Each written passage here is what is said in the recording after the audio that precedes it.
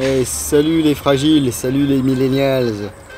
Ah, ça veut jouer à Call of Duty, ça veut jouer gunner, mais ça veut pas porter du poids, hein. Ça veut pas, ça a des petits bras, ça a pas de muscles. Faut faire des efforts, faut ramper, faut porter du poids. Ça préfère rester vautré dans son canapé. Mais tout simplement, si vous êtes vieux, que vous avez plus de dos ou que vous voulez rester mobile, vous pouvez jouer gunner avec un truc qui pèse moins de 50 kg. Et oui, Gwegwe a pensé à nous. Et oui les gars.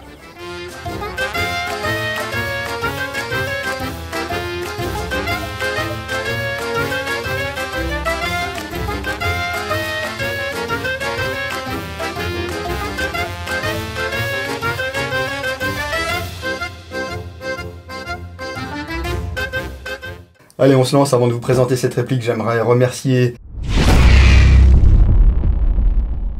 Destockage Games. Mais il va pas me laisser parler celui-là ou quoi? Donc j'aimerais remercier DestockageGames.com qui m'a envoyé cette réplique. Une réplique qui est disponible au prix de 399,99 €. Voilà. En version noire ou en version beige. Ce CM16 LMG de chez Gwegwe a été présenté à l'IWA l'an passé.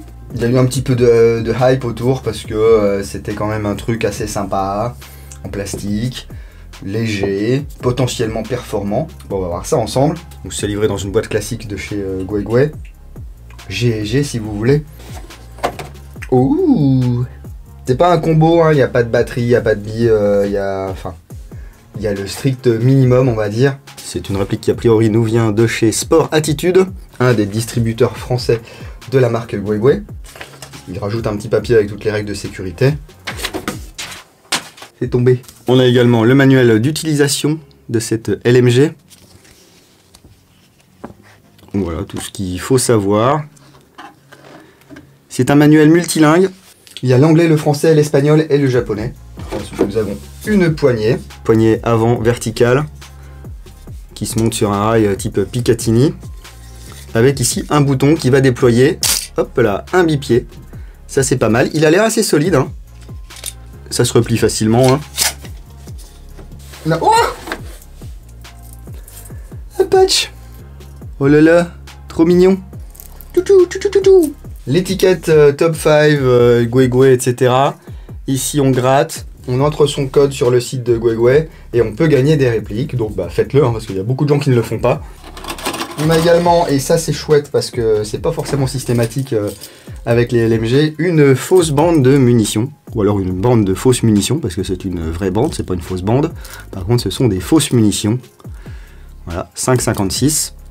Ça c'est chouette parce que des fois c'est chiant à trouver ça. Nous avons une étigette de nettoyage et de débourrage. Pareil, ça c'est un accessoire que j'aime bien. Parce que c'est pas toujours fourni. Alors effectivement si vous avez plusieurs répliques comme moi, vous allez commencer à accumuler les baguettes de nettoyage et de débourrage. Mais mine de rien, sur la masse qu'il y a derrière, là, il n'y a quasiment aucune de ces répliques qui est livrée avec une baguette, hein. Ensuite, nous avons une ammo box. Hop là, qu'elle est belle. Cette ammo box qui pèse 763 grammes peut emporter jusqu'à 2500 billes. Je la détaillerai un petit peu plus tard. C'est une ammo box électrique, recouverte d'un tissu multicam. On a également un outil de réglage de la mire. Sur le guidon, vous avez un petit cran de mire, mais on va pouvoir le régler grâce à cette petite clé. Et puis on a une réplique, bien sûr, dans cette boîte, la CM16 LMG de chez GG. Hop là. Et c'est pas mal. Ça a l'air solide. Alors comme je vous le disais dans l'intro, de manière un peu, je ne sais pas, humoristique, j'ai envie de dire. Ou pas, il y a peut-être des gens qui seront reconnus, hein. Ou peut-être même une génération entière qui sera reconnue. C'est une réplique qui n'est pas très lourde, ça fait 4135 grammes pour une longueur comprise entre 820 mm et 915 mm. Donc ça reste assez maniable, voilà, d'une main, d'un bras. Si vous voulez vous faire un akimbo, c'est possible. C'est une réplique qui est largement composée de plastique et c'est un peu l'intérêt, on va dire, de cette LMG. Mais c'est pas le plastique cassant des petits joujoux de fête foraine que vous pouvez avoir, là, qui claque sous le talon, se casse en deux dès qu'il tombe par terre. Vous voyez? Cette LMG. Alors c'est une LMG qui reprend le principe, entre autres, des Crytac. C'est-à-dire qu'on va avoir un puits de chargeur type Stanag AR15. Donc outre la Mobox, on va pouvoir mettre des chargeurs type Stanag, voilà ici un modèle Guegui du coup, sur cette LMG. Et comme on va pouvoir tirer en semi, et ça va pouvoir servir à tout ça. On va pouvoir jouer en soutien, mais si on veut jouer qu'en semi, en recours ou quoi que ce soit, sans la Mobox pour être encore un peu plus light, et bien c'est tout à fait possible. Voilà. Donc versatilité pour cette réplique Guegui. Donc je vous le disais, beaucoup de plastique, crosse en plastique bien sûr, poignée pistolet en plastique, receveur supérieur inférieur en plastique, capot supérieur en plastique, garde-main en plastique. Le pontet, lui, est en métal, queue de détente en métal, bien sûr. Tube de crosse en métal. Organe de visée en métal. Canon externe et cache-flamme en métal. Au niveau des marquages du receveur, eh bien, rien du côté droit. On a par contre un numéro de série et puis le logo M-Lock sur le garde-main. Et de l'autre côté, on identifie bien la gamme, Combat Machine. Le numéro de série. Ici, le logo de la marque, toujours M-Lock. Cette crosse, vous commencez à la connaître, la crosse Guegui, avec ici un petit compartiment pour mettre des piles. Les marquages. Les emplacements QD ici, un de chaque côté. Ici, le réglage, c'est monté sur un tube 6 positions. Donc que vous soyez petit, grand, avec des petits bras ou des longs bras, vous allez pouvoir adapter la crosse à votre manière d'épauler. On a la plaque de couche en caoutchouc avec un petit bouton ici qui va nous permettre de faire pivoter la plaque de couche pour découvrir ici le TU, le fusible et la prise Tamiya Mini. Voilà, ça fait beaucoup de monde à rentrer dans le tube de crosse. Vous allez pouvoir mettre des batteries dans le tube et dans les emplacements ici sur les côtés. Une batterie 1, 2 ou 3 éléments. Checkez bien la longueur. Et qui dit ETU dit possibilité d'installer ce kit d'upgrade ETU de chez Perun que je vous présentais la semaine dernière. Vous pouvez retrouver la vidéo complète en cliquant ici sur le petit i. Voilà, puis vous aurez un petit rappel en fin de vidéo sur le générique de fin. Je sais qu'il n'y a pas grand monde qui va au générique de fin, mais c'est pas grave, tant pis pour vous. Ce qui est sympa également sur ces crosses, c'est que une fois que c'est réglé, ici, on verrouille et ça ne bouge plus. Voilà, ici on peut toujours bien sûr rappuyer. Mais il faut imprimer une pression certaine pour que ça bouge. Au niveau du tube de crosse, ici, on va avoir un petit anneau qui va nous permettre d'attacher une sangle. Alors, sur ce modèle, en sortie de boîte, vous voyez, on a un petit jeu sur le tube. Je pense tout simplement que c'est la vis qui n'est pas assez serrée. Donc, en même temps que je changerai le TU, je remettrai un petit coup de tournevis pour serrer ça comme il faut. Et puis, ni vu ni connu. Mais bon, attention, contrôle qualité, normalement, ça ne devrait pas arriver. Je vous parlais tout à l'heure de la possibilité de tirer en semi et en full. On va avoir un sélecteur de tir ici, 3 positions. Voilà. Avec une petite bille qui va marquer l'écran. C'est un sélecteur qui n'est pas ambidextre. Vous voyez, de l'autre côté, il ne se passe rien. Hein. Il n'y a même pas de marquage semi, safe, auto. On va avoir le bouton d'éjection du chargeur ici.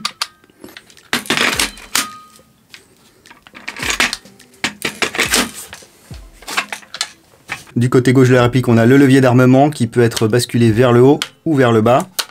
On tire dessus, ça va faire bouger la fausse culasse et là, on va accéder au réglage du hop-up. C'est une petite molette crantée qui permet d'affiner le réglage hop-up, c'est sympa. Ils ont quand même mis un faux arrêtoir de culasse, mais il ne sert à rien. Vous voyez, il est un peu coupé là. Je pense que c'était pour dire qu'il y en avait un. Et puis, voilà. Comme quoi, j'avais pas étudié avant. Le bouton d'éjection du chargeur est ambidextre. Donc ici, côté gauche, on a également la possibilité d'enlever notre ammo box ou notre chargeur. Vous voyez ici, on a un capot supérieur, muni d'un rail Picatinny sur lequel est posé un organe de visée. Alors je vous disais que c'était du métal. Le doute m'habite. Ouais, c'est du métal, c'est du métal. Et ce capot va pouvoir basculer ici en actionnant ce bouton vers l'avant. On soulève. Vous voyez, on va accéder à des vis ici. Ça va nous permettre de caler les fausses munitions, comme ceci. On referme et puis ça ne bouge plus. Là. Tirez pas comme des fous sur les maillons parce que ça va péter. Hein. C'est normal, c'est pas fait pour. On a un garde-main assez imposant avec un Picatinny sur le dessus, un Picatinny sur le dessous et des M-Lock sur les côtés. Voilà. Ça va permettre d'avoir quand même une bonne prise en main. Alors bien sûr, vous allez pouvoir monter la poignée. Mais si vous ne voulez pas monter la poignée, vous n'allez pas vous arracher spécialement les mains sur un quadruple rail. Hein. Ah, c'est pas mal, c'est pas mal. Donc ici on va avoir le canon externe, le bloc d'emprunt des gaz et le cache-flamme. Voilà, assez massif. Ça reste du 14 mm anti-horaire, donc vous pouvez le changer par un modérateur de son ou n'importe quel autre cache-flamme qui vous plaît plus. Alors anti-horaire c'est CCW lorsque vous achetez, voilà, sur votre panier. C'est counter clockwise. Donc je reviens un peu sur les organes de visée. À l'arrière ici on va avoir une hausse réglable avec deux petits peepholes ici, peep sight, un large et un étroit. Et la possibilité grâce à cette molette de régler la dérive. Voilà. S'il ne vous plaît pas, vous le dévissez ici et vous le remplacez par autre chose. Le guidon à l'avant se déplie en appuyant sur ce petit bouton. Voilà, ensuite ça se verrouille. On a un petit cran de mire, on y accède par au-dessus. Grâce à l'outil fourni ici, on va pouvoir régler la hauteur. La visée n'est pas désagréable, hein, ça tombe bien sous l'œil. Comme le rail est ici un peu rehaussé, il n'y a pas besoin de viser comme ça, hein, comme on voit certains joueurs faire des fois. Ici on est bien calé sur la joue, bam bam, on rafale. Et normalement, ça file droit et ça va toucher des gens. Et je m'aperçois que je ne vous ai pas parlé de la poignée pistolet. Bon bah c'est une poignée pistolet. Voilà. Elle est relativement large mais elle n'est pas désagréable. Oh, on peut entendre le petit micro switch.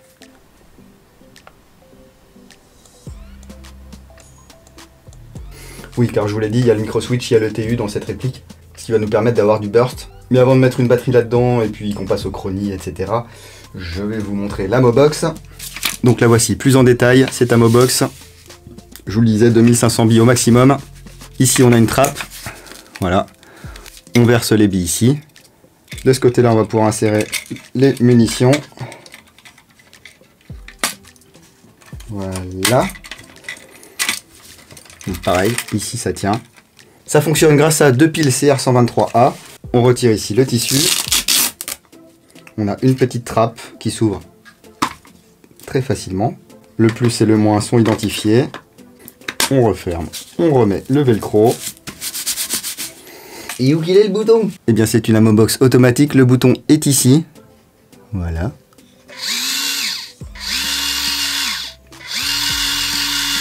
Et alors pas de panique, ça ne va pas tourner en permanence. Effectivement ici, si j'insère la Mobox dans la réplique,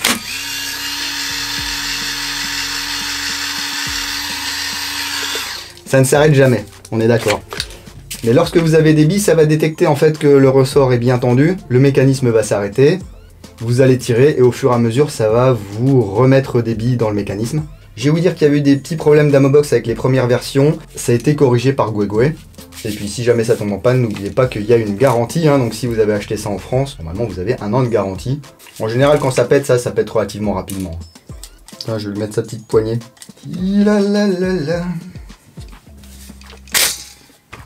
Ouais, comme ça je peux vous la poser là. Vous la voyez? Elle est belle.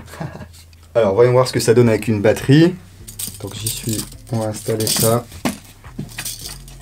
Et donc voilà, pour le look de cette LMG.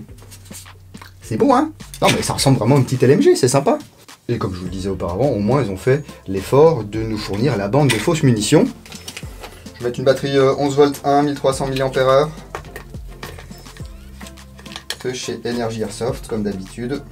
Il paye gros, alors je suis obligé de dire Energy Airsoft dans toutes mes vidéos. Hein. Pas que je dise des trucs comme ça, il y a des gens qui vont y croire. Allez, on se protège.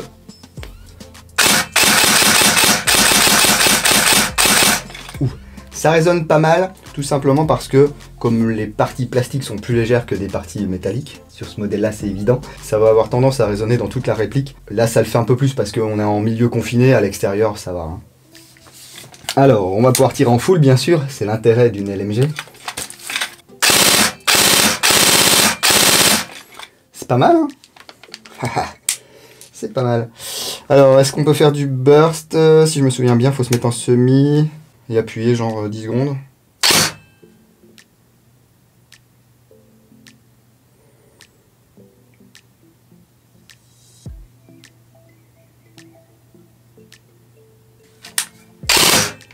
Ah oui, on a un burst de 3.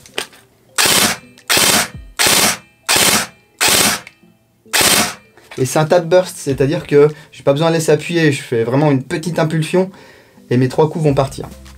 Si je n'en veux plus de ce burst, je me remets toujours en semi. laisse à nouveau appuyer 10 secondes. Alors attention, vous faites tout ça sans chargeur, sans bille à l'intérieur de la réplique. Et si possible en tournant le canon vers une zone neutre. Hein. Hop. Fastoche. Allez, on va au chrony.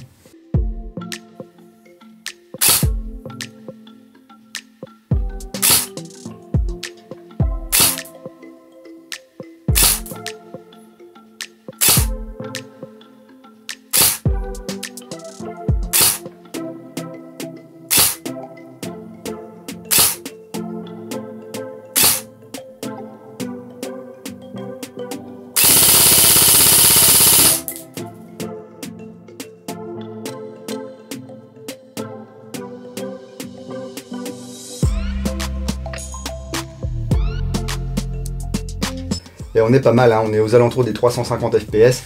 Il y a quelques billes qui passent au-dessus de 350, mais dans la plupart des associations, on vous en voudra pas.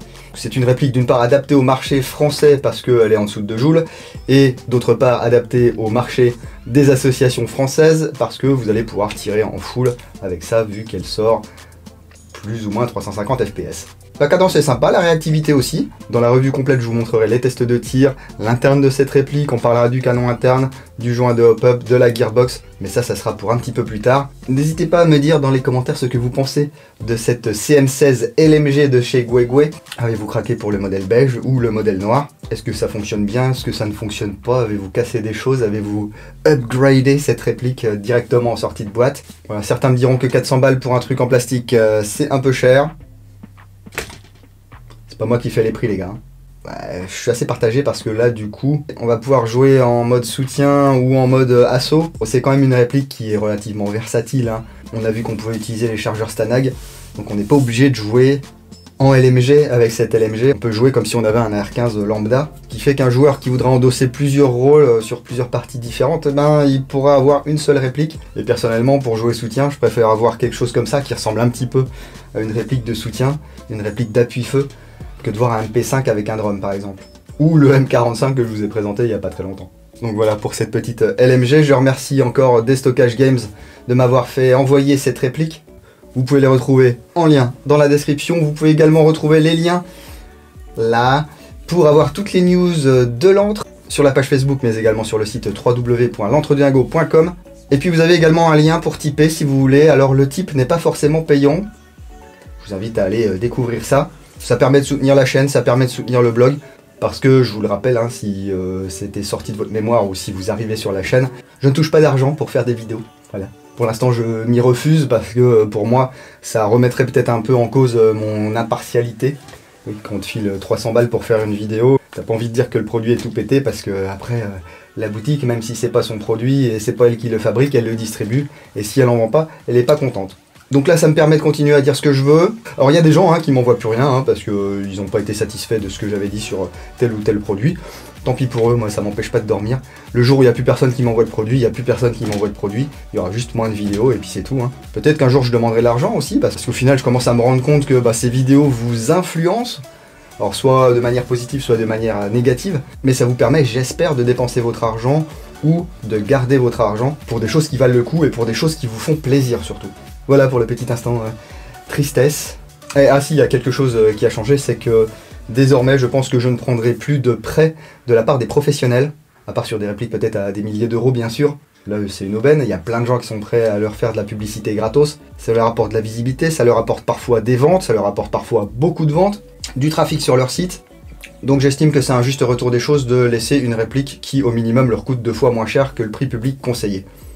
Bah voilà, je vais vous laisser sur un flyby de cette réplique. Si vous allez jouer ce week-end, n'oubliez pas, jouez sérieusement, mais sans vous prendre au sérieux. Et moi je vous dis à bientôt dans l'antre du dingo. Peace.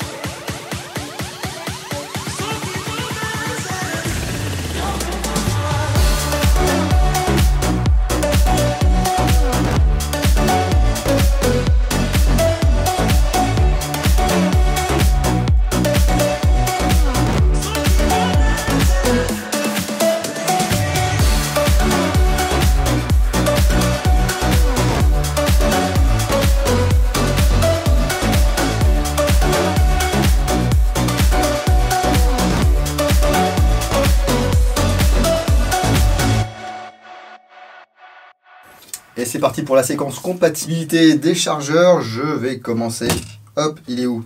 Par les chargeurs polymères ici, Guigui.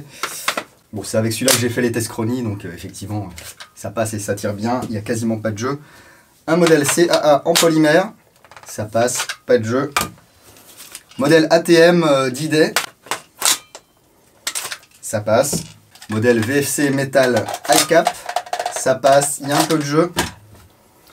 Modèle Amoeba, ça passe, il y a un peu de jeu.